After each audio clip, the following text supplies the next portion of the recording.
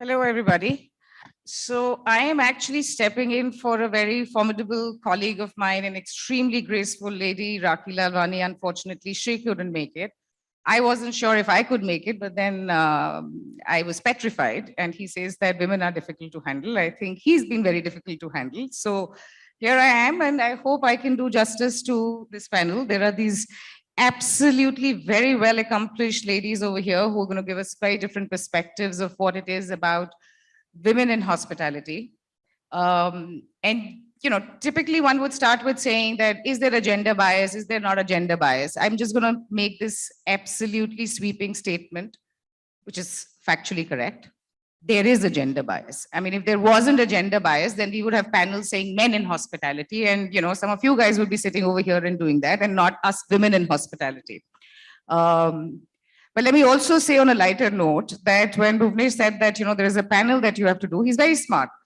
He didn't tell me what is the subject. He just said, you're substituting for Rakhi because she's not well. Don't ask me what's the topic. Because had he told me the topic, I would have said, no, I'm not doing it. I'm done with this. Because we keep talking about it and we keep saying that there are these biases. But, like you guys said, 30 years, we're still being discussing the same subject. So either the needle is not moving or it's moving really slow for it to make any meaningful impact. So I'm going to jump right into it, and I'm going to ask Ritika this. There is a basic thing that, there are these male stereotype attitude traits that happen. So, there are these male stereotypes that are there. These are attitude traits that are there. You need to be aggressive. You need to be confident. You need to be brutal. You need to, be able to make sharp decisions. You cannot be empathetic. And I'm using these words because you guys would be cringing and saying, of course you can be, because that's what leadership is all about. But in reality, these are traits which are there. And what I'm going to say about it is that these are these maladaptations that women in the workforce, not just hospitality, but just women in the workforce actually start adapting to it. So they're maladaptations because we totally shouldn't. Have you experienced any such traits that you felt were nothing to do with your performance, nothing to do with the job at hand, but if you didn't demonstrate some of these traits, you wouldn't fit in? So we discussed this already, and I have to be very candid. 3 of my bosses are sitting in the room over here right now. And I personally have never really faced that. And that's just the truth of the way, at least my experience has been. And I also feel part of it is because, in our organization, that's the only company I worked in, IHCL, diversity in a way is actually enshrined in what we do. There is obviously a lot of diverse thoughts. Do biases exist? Of course they do. Is there debate around that? Do you go back and say your point of view, and are you heard for it? I think so. For me personally, I work with some very strong lady bosses, and you know them as well. Camelia Punjabi, Renu Basu, Jyoti Narang, Deepa Harris, Suma Venkatesh. So I think, for me personally, it's been a journey where I have learned whatever I have from everyone around me. It didn't matter whether it was a male or a female. It didn't matter whether it was somebody in the field that I was in sales and marketing or in operations, because I think that hotels in that sense are really a microcosm of the life around us. When I joined, of course, the world was very different. So I would be lying if I said that if I went to a customer's office and people were not biased about us. They didn't know why we were coming to meet up with them. Some, of course, also said some very unsavory comments. But I think, when you work in a company where what you say and what you think, you can go back and freely exchange with each other. Personally, I haven't really found that, Anshu. So that's my answer. Great, but I think one of the major things that's coming out is that if you yourself have a gender agnostic way of thinking, then you possibly overcome these biases or you do not realize it, and therefore that gets you to move forward. Which also gets me to the next thing, that actually speaking, performance should be the best equalizer, right? Because if you have clearly performed, everything else basically just fades away.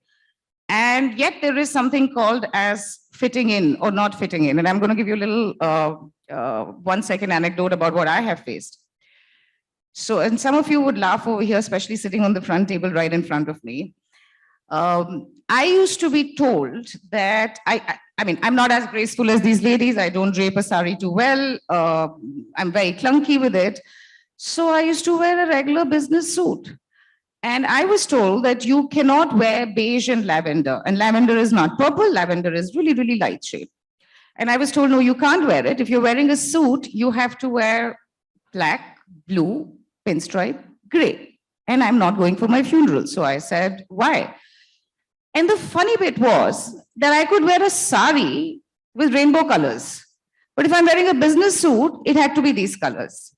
And I could never understand why. I never changed. And which got me to the point then when there was something that was coming up, I was told I don't fit in. And to you, Anjali, have you ever faced this situation where performance is not the equalizer and you've been told, oh, you don't fit in? So yes, I think it was about, things are very different now, but 30 years ago, 30 plus years ago, when I started off in the industry, and I like to say my blood group is H positive. I only have no hospitality. That's the only industry I've ever worked in. I wanted to be a pilot. I couldn't. So I did the next best thing, marry a pilot and work for an airline. Good one. So when I started off in the early stages of my career, and I was working for an airline, and our airline got sold out to another company. The first thing was that what do you do with the leadership team? Do they stay or do they go? And we had 56 stations with 55 male heads, and I was the only one that was a female. And I was told that I would not be given that position because I was a woman, whereas all my other 55 counterparts were given the station manager's position. So I was put on a 6-month probation, and I had to prove myself for 6 months and then have my performance speak for itself. So I faced gender bias at very early stage of my career. Wow, you were actually told on your face. Yes, blatantly Wow. told on my face, and I took this as a challenge, and I said, I'm going to prove that wrong. Wow, that's outstanding. You know, that's really unfortunate. But at another level, I think it's also fortunate that it is in your face that you were able to face it, you know, because a lot of us sometimes suffer from the fact that we're not told. We're just grappling with it, that what did I do wrong? And I agree with you, Anshu. I think, you know, that transparency, yes, I was not being given something because I was a woman. I was willing to take that and say, okay, I will prove myself and let my work speak. I think now when I look back, there was huge amount of learning from that experience for me. How I went above and beyond and did things that I probably would not have pushed myself to do. But it gave me that confidence that I can do it. And it's not that because I'm a woman, I can't do this. So I think I had that, it gave me that extra drive. And I think today, things are extremely different. I mean, you look at our leaders today, I've been blessed to work with some of the best companies, have the best chief operating officers and CEOs from Anurag to Dilip, who believe in the power of balanced leadership and what that balanced leadership actually does to your bottom line. And today, I think we as women in a certain position have that ability to nurture talent, to mentor talent right from the grassroots, so that people, what we have faced, the future generations don't have to face. I think things have changed a lot. But 30 years down the line, if we're still discussing whether there is bias that exists or not, like you rightly said, I think there still exists. Only the amount probably varies. Yeah, probably the quantum varies. Probably we've gotten used to it. But yeah, it definitely exists. There is another thing to it. You know, before we look out and we actually start looking at all the men in the room and saying, oh my God, you guys are biasing us. the reality of it is, I'm not too sure how many times women actually step up and appreciate other women. I'm not too sure if we actually look at it differently and say that, listen, I am going to take a step forward and be able to help you overcome these biases, some of these subtle biases that exist in the industry and that we've gone through. Mridula, how do you see that? You come from a different background, and I think there is one part of it which is to do with the workplace. The women, I mean, all of us actually go back to our homes. There's a cultural thing which is also existing that cannot be excluded out of this scenario. What are your views on it? Yeah, so just to give context to everybody else on the panel and how I would differentiate, what we are talking about is modern Indian women in metro cities and the challenges they're facing. The beauty, I mean, we celebrate it. The beauty is that we exist in the small towns and the villages of India, and the brand CGH Earth, currently in southern India, particularly in Kerala, our success stories have been to integrate the community into our workforce. Now, we have different challenges, and as I mentioned, it's the cultural context, which becomes very tough I mean, now I can also speak from the ownership side as well, where the challenges that we have and to manage it, their families, their parents, and they're apprehensive of sending their girls into the workforce. They see, I mean, today, of course, tourism has become a big industry in Kerala, but when we started off, hotel business is not the space for women, and they don't know what's happening there. So we had to break all these and show to them that, listen, your women can rise up. And so before I talk about a personal experience, I want to emphasize that when we look at hiring, we were looking at, and this is way before I also joined the company. So this is a story of when my parents, I mean, my dad, and when they were trying to hire, we are located in a place called Thekiri Spice Village. We wanted to hire women from the locality. The local convent there had a lot of these girls who were going to these places, just preparing to get married after they finished a basic education. And suddenly we gave them the opportunity to join the workforce. Apprehensive at first, dad, brother, whoever needs to give permission. Once they came in, the salary went back to the dad, brother, whoever else. And then we recognized and we said, we need to put a stop to this. We started bank accounts for the women, making sure the money goes to them. And again, when I go back to the cultural context, as a company, there's only that much you can do, but dowry system still exists. And then these girls said, I'm going to take care of my things, and this money is good for me. So we've come a long way from that. These women are confident. We still have girls coming in from the convent. That means no hotel education. They are from the villages, broken English. They've come in, and we've had a beautiful story of somebody who came in as a housekeeper. She went up the ranks. She moved on. Today, she's an entrepreneur in Cochin, a management contract for running our Ayurveda hotel, spa. So we take great pride in that kind of a story. So that's why India is so diverse and the contexts are different. In our context, of course, there is bias. The cultural bias we have to constantly deal with.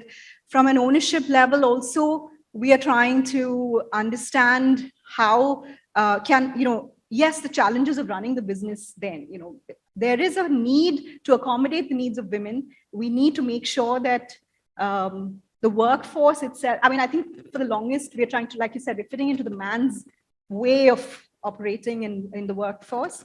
And then now we need to also look at how we can engage women and keep the talent with us and not make it difficult for them so that they have to leave due to whatever social, cultural, homework balance. So that's one context. Now, for me personally, I am third generation, first girl in the family who's joined the company. Again, it's a cultural context, not that it's the unsaid. I mean, my dad's generation, the girls didn't join. My granddad started it, and I'm till now the only girl. Maybe the others don't like to be in hospitality. I didn't even study hospitality, but it's pure passion. I grew up with the brand and its philosophy, and that's just it.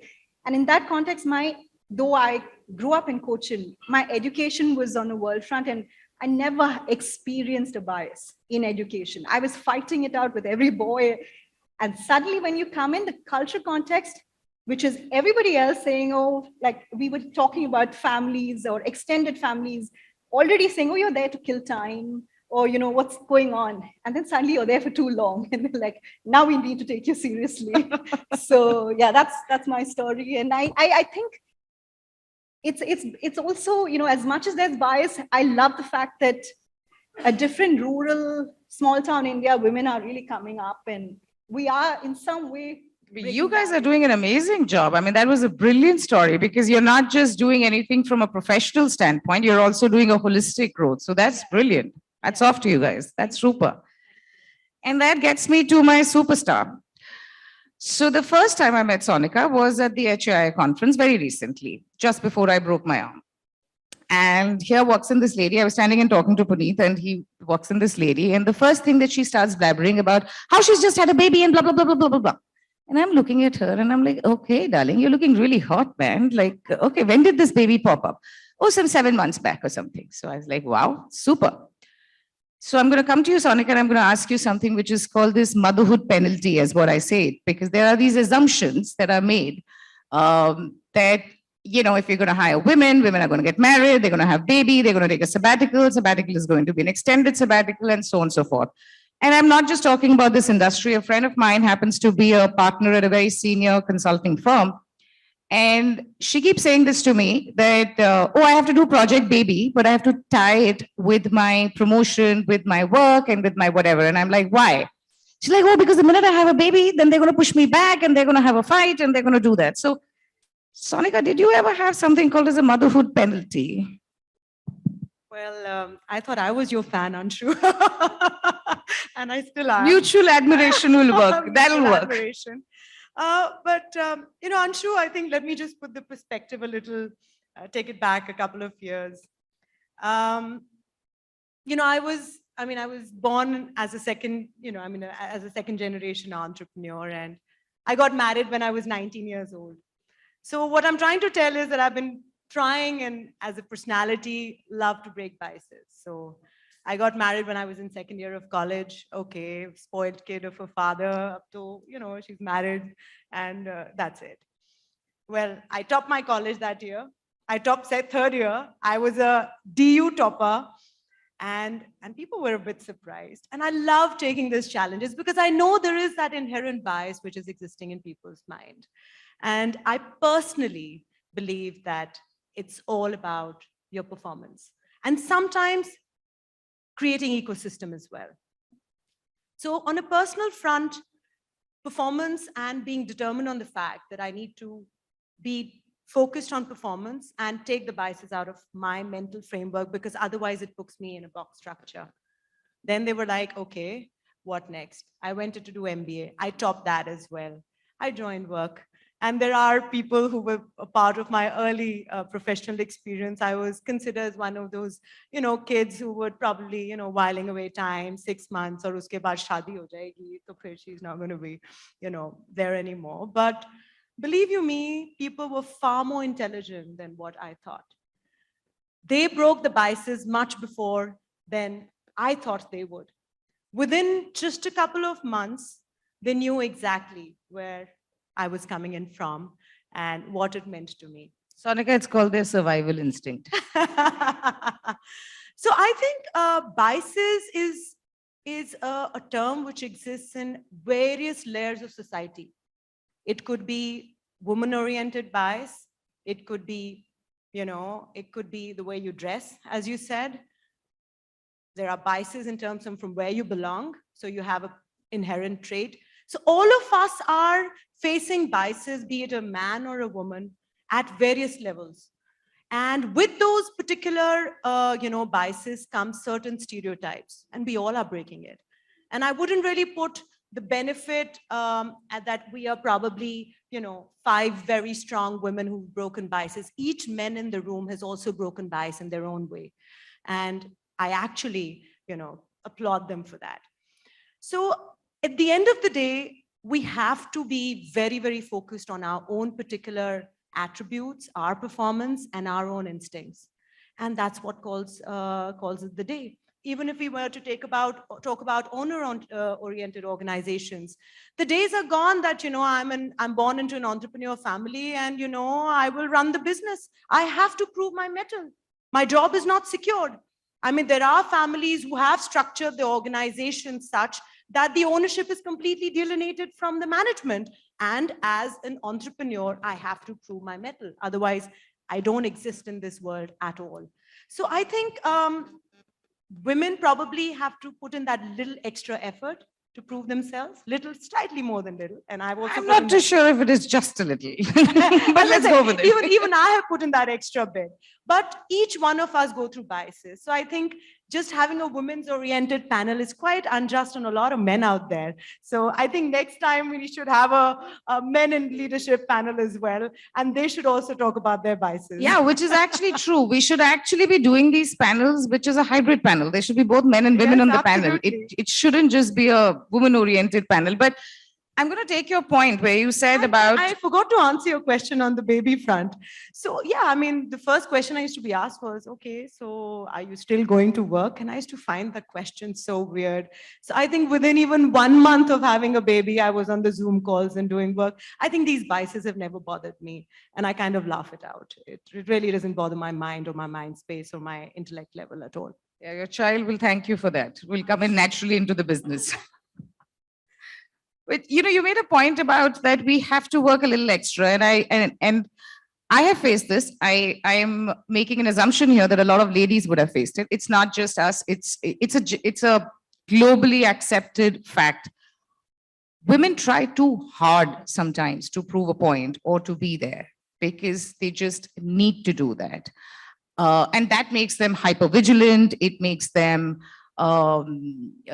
just being cautious about everything. It's like the fear, even when things are going well for you, you just think that, oh my God, when is the other shoe going to drop? So you're going to be really careful about what you're doing. I am not too sure, and I've seen this with my colleagues, I'm not too sure whether they overthink a decision, so I can understand some major decisions, but I've seen it enough number of times that the guy would turn around and take a decision, and I would have overthought that damn same thing that I would know that I have to do, but I would overthink it. Ritika, have you ever seen that with yourself, that you actually put in a lot more effort and a lot more time in trying to do the same thing that your peers, your male colleagues, just do it naturally? And maybe your answer is right. Everything is there, but it's just that you've tried too hard. I think it depends on the context. And yeah, I'm sure there are times in my life when I've probably gone back and done too much of overthinking on certain things, but I find that so do men do that. Actually, I think, in fact, I tell some of my male colleagues that, I think the stereotypes in our own minds sometimes of what we think of each other as men and women. And I do agree with what Sonica said, that it's also an applaud to all the men in the room, because biases are there in everything. And you could think, you could overthink. You could also go back and make a bit of a mountain out of a molehill in your own head. But I think, as you go along in your life, you find your own feet. You realize what makes it okay for you.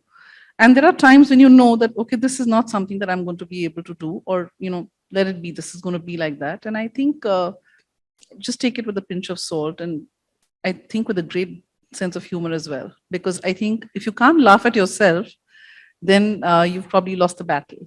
Yeah, true. So that. I think for me, yes, there are times when you maybe go back and do many things a little bit too much. You must go back and, dot it out till the last moment. And then there are many things you just wing it and say, like we were discussing earlier today, that women also wing it through many things in our life. We can just kind of do it a lot. You can also multitask a lot, which a lot of neurologists tell you is not really good for you. You can also take a lot of calls at the same time. You can do many things. So I think it just depends on who you are as a person. And for me, yes, I'm sure there are times when I've probably done that. Exactly what you said. There's another myth to it that women don't understand numbers too well, which is really funny coming in our country because most of the bankers are women, or some of the senior ones are women. But I've been personally told this, that, oh, did you negotiate this yourself? Because negotiating is hard and it's numbers, and do you guys do it? Sonica, the same event that we're talking about. This lady sat there in this panel, all serious looking guys. She was this bright color sitting over there, super confident, only talking numbers. Have you ever felt that that you were out of the room, out of the context, you're out of place in that forum, or it just comes naturally to you? I think There, the owner will breaking speak now. stereotypes comes pretty naturally to me. I know that there is a stereotype. People think that, okay, if it's a woman, probably she's better at designing, you know, she's better at probably, housekeeping, HR. These are stereotypes. Pardon me for saying it, and I think they're very profound areas as well. But for me, when I sit in a room, I'm pretty much used to of having 10, 12 men who are talking hard numbers, and I try and make sense to them, which is fine. I'm absolutely okay that they have a stereotype, because I know I'll be able to get out of it in matter of sometimes seconds, sometimes minutes, and sometimes in a few months. You were And yes, thoroughly amused on that panel. You were enjoying that panel. And yes, I have faced a lot of bias when I say that, I take care of the corporate finance and the taxation and the legal. It doesn't sink in well to them. But I think within a meeting, I think I kind of make myself pretty. And plus, you just can't be saying you're an owner sitting on that panel and, as a heading the table. But you need to prove that you have had that experience to be able to handle it. I haven't started handling it from day one of joining the company. I've also learned it being mentored. I've also had education backgrounds to actually support me in that. So it's not just me, owner, stepping in. And because I'm an owner's daughter, so as a girl, I've got the privilege of taking up that responsibility. I think I've also, and a lot of times, all of us are not good at everything.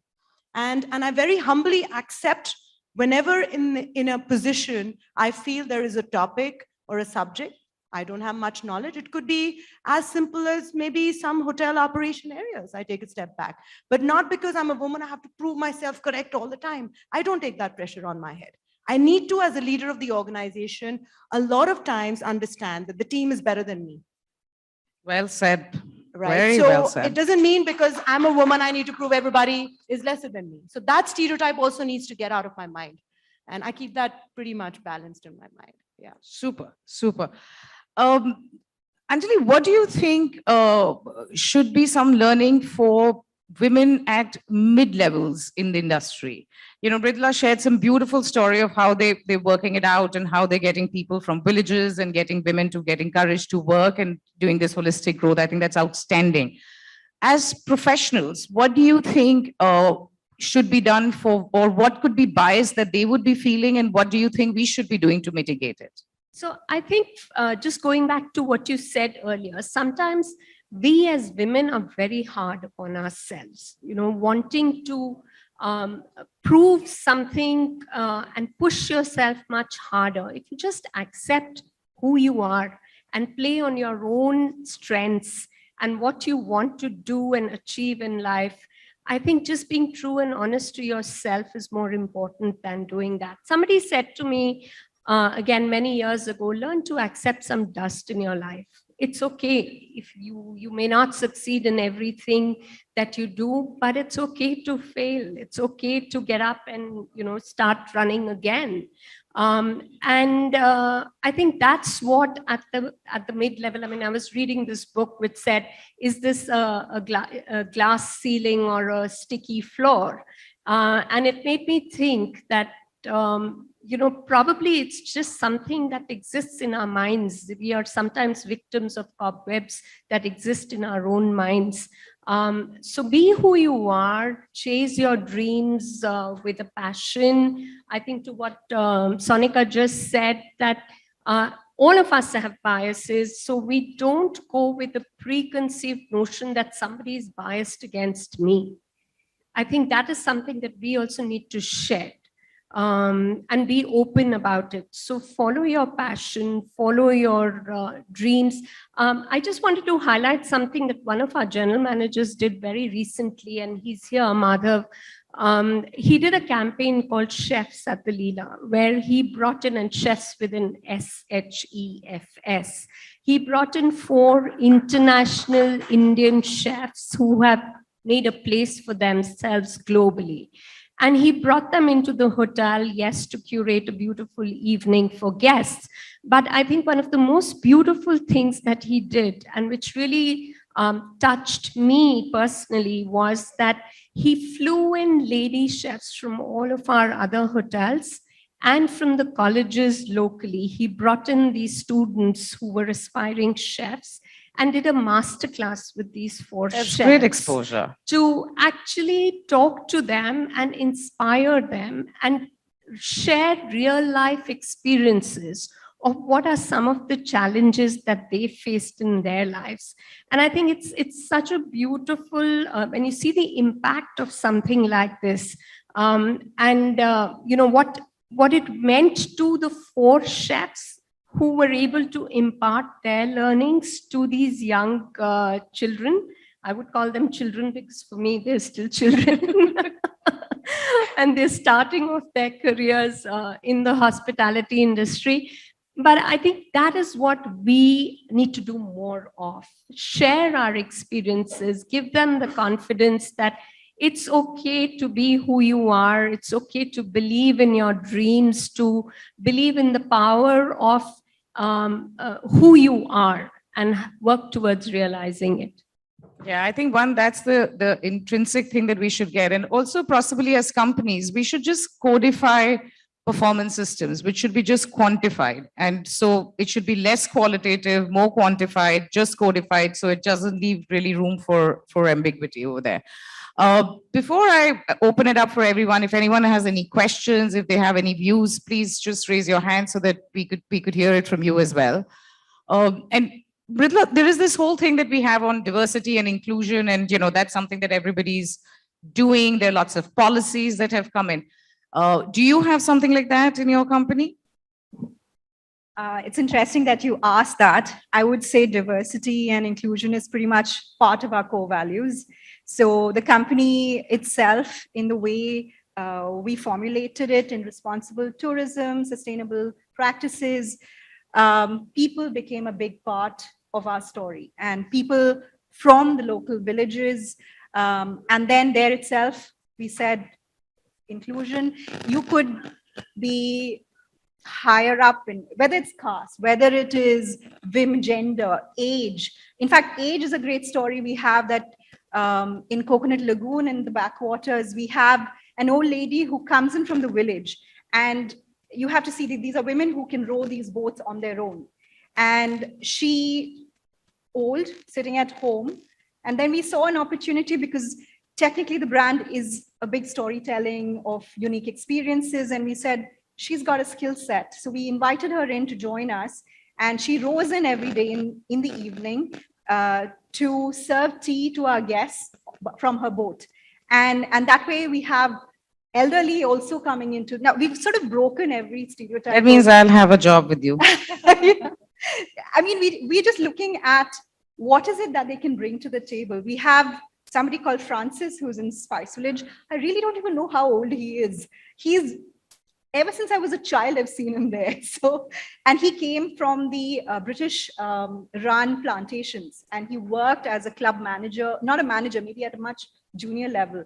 But today he's an institution in our organization.